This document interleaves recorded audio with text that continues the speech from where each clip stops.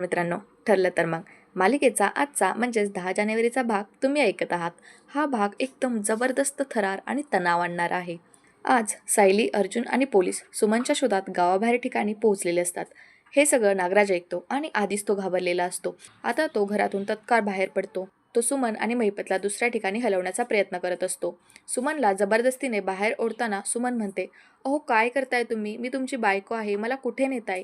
हे ऐकताच नागराज सुमनच्या कानाखाली मारतो. सुमन खाली पडते आणि रडायला लागते. तेवढ्यात महिपत म्हणतो, "काय नागराज, तुला तुझी 5 फुटाची बायको आवरत नाही का?" नागराजला कळतं की हे एकट्याचं काम नाहीये, म्हणून तो प्रियाला फोन करतो.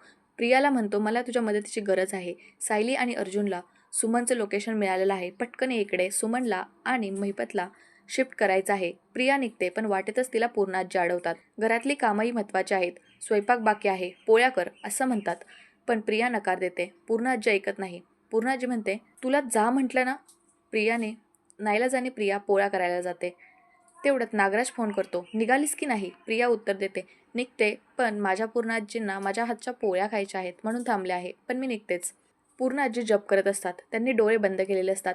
मिळालेल्या संधीचा फायदा घेत प्रिया वेगळे कपडे घालते, म्हणजेच काळे कपडे घालते, जेणेकरून सुमनला ओळखू शकणार नाही व ती पटकन तिथून निघते. नागराज आणि प्रिया मिळून सायली, अर्जुन आणि पोलिसांच्या नजरेतून सुमनला दुसऱ्या ठिकाणी हलवतात. आता प्रियाने काळे कपडे घातले असतात, जेणेकरून सुमन प्रियाला ओळखू शकणार नाही.